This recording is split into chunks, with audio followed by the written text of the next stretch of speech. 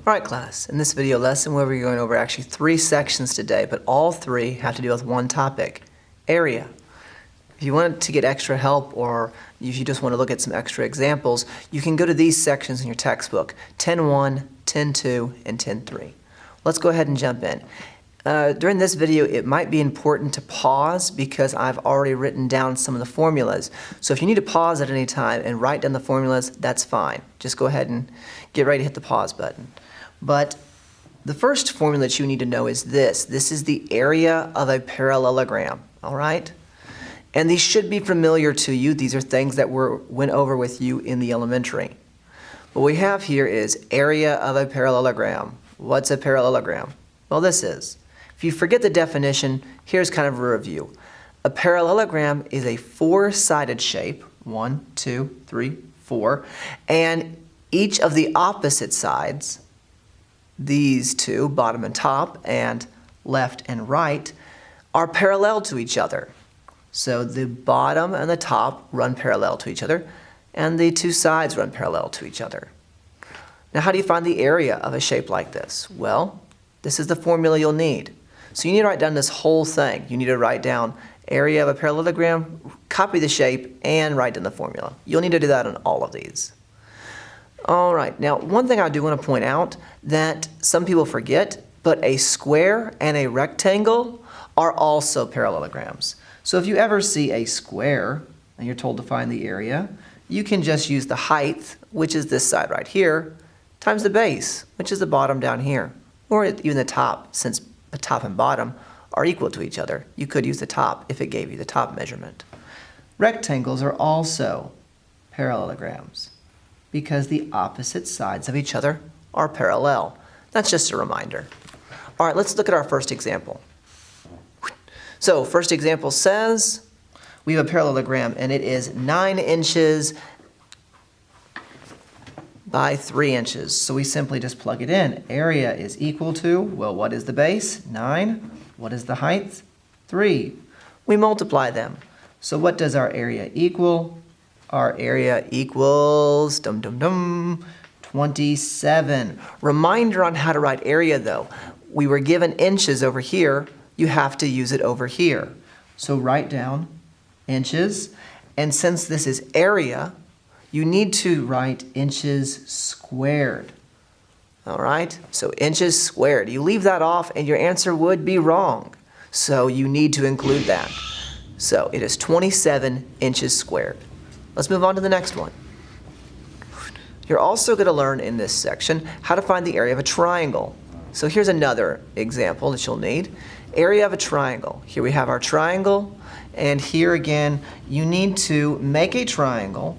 You need to make a dotted line up the center, and this is the height of the triangle, and this is the base of the triangle.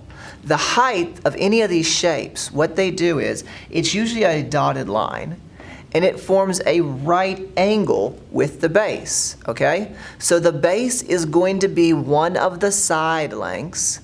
The height is going to be either a dotted line or it might be a side length. It depends on if there's a right angle in your shape. But in this one, there's not.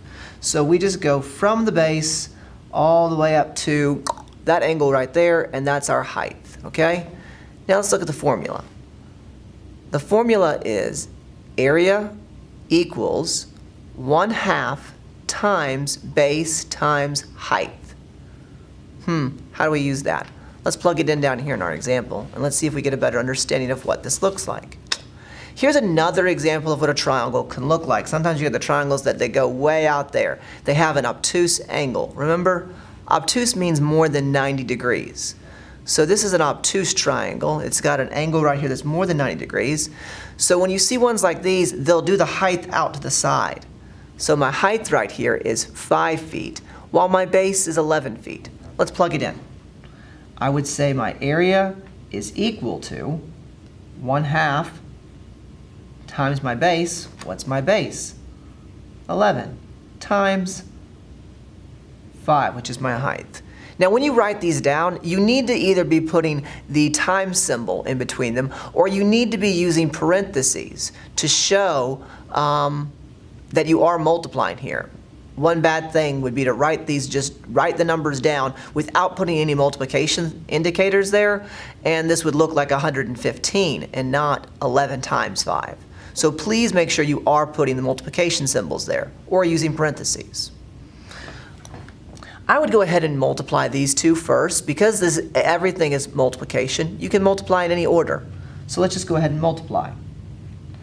So area is equal to, it is 1/2 times 55. Well, what is 1/2 times 55? Well, you simply just plug that in. It would be area is equal to 55 over 2. If you divide this out, you would end up with what? 27.5. Are we done? Nope. We've got to remember the units. You've got to include the units that you started with in your answer. So this would be 27.5 feet squared. Okay, you can pause the video if you need to or replay over any of those two.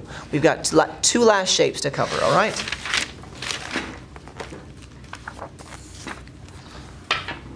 All right.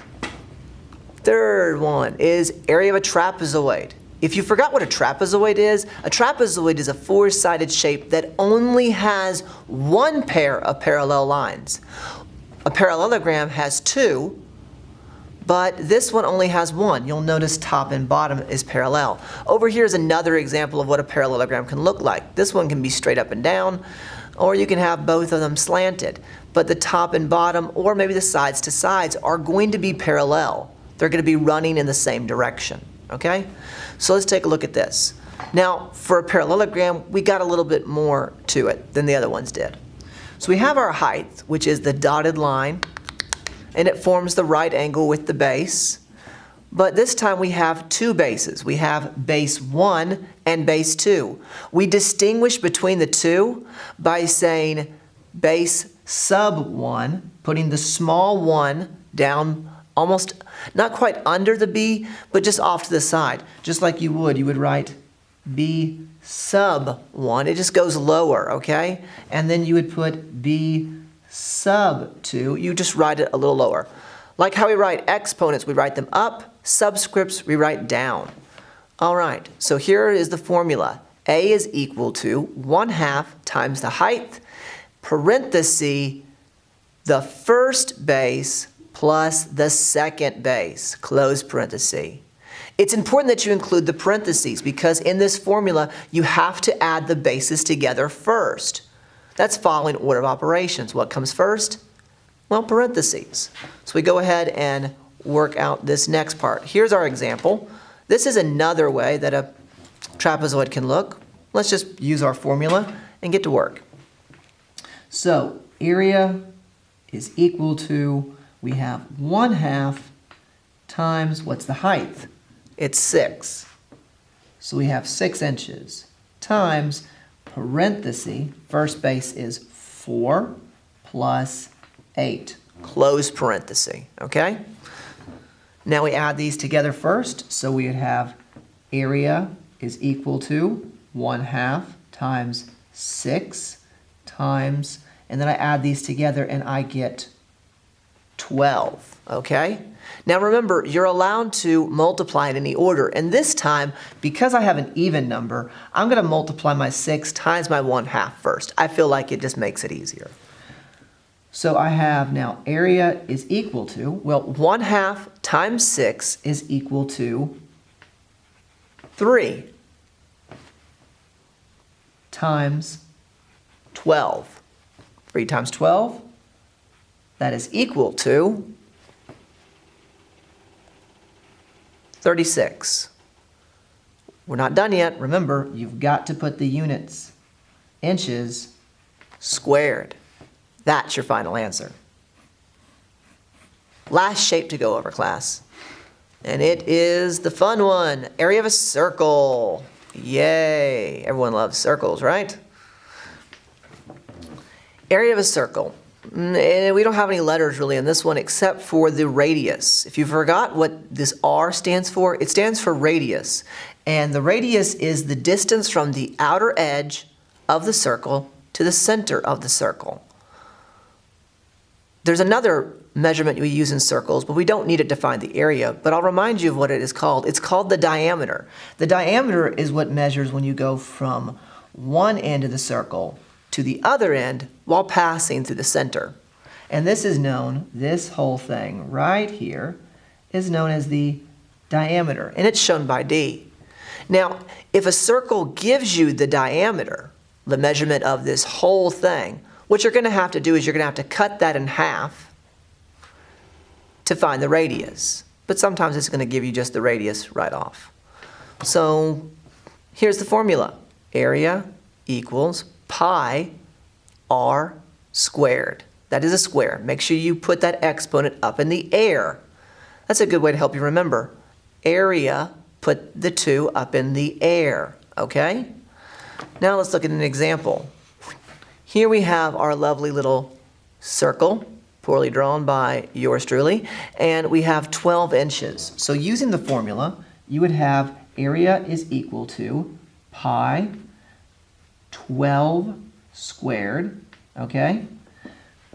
So we have pi times 12 squared. Now I want to tell you, the book in this section is going to ask you to do it one of two ways, okay? If it asks for the exact area of this, this is how you're going to have to list it. You're going to just say area is equal to pi. Well, what is 12 squared? It's 144, okay? And that's all you do for the exact area. If it says for the exact area, you leave pi in it. That is your answer, okay? Now, if it tells us to round to a certain amount, then you're going to have to multiply pi times this, okay? So if it asks for the exact area,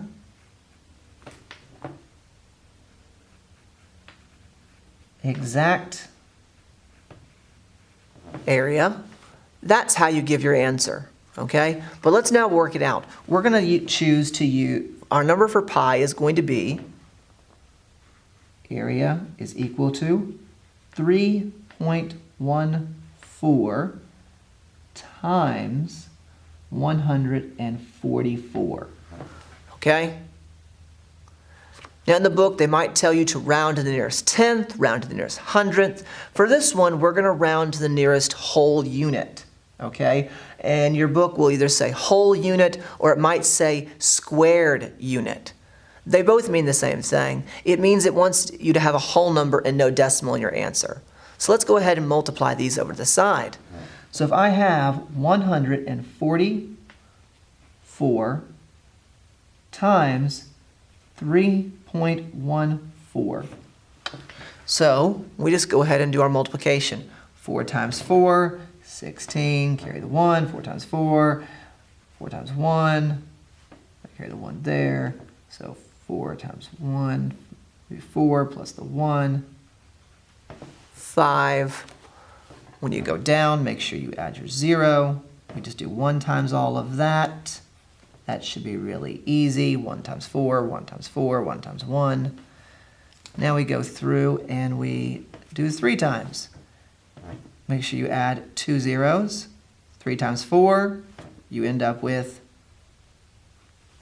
12. 3 times that, 4, you get 12 again. Bring down the 1 with it, so you get 3. 3 times 1, you get 3. Plus 1, you get 4. Add all of these up together, and what do you get? Well, you would end up with 6.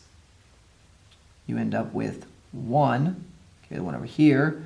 You end up with 12. You end up with 5, 4. All right, now where does our decimal go? Well, up here we had a decimal that had 2 numbers past it, so we have to put the decimal here so that it includes 2 numbers. So if we're rounding to the nearest whole unit, this would actually be 452, okay? So over here, we would put area is equal to 452 inches squared, okay? We would need to put, for the exact, we would also need to put inches squared there. I left that off, and that was my fault. But so this is the rounded answer, this one down here. And in your notes, you can write that, saying that this is my rounded answer. And this is the exact area. So if it asks for the exact area, this is how you do it. If it asks for a rounded amount or find the nearest squared unit, that's how you would do it, okay?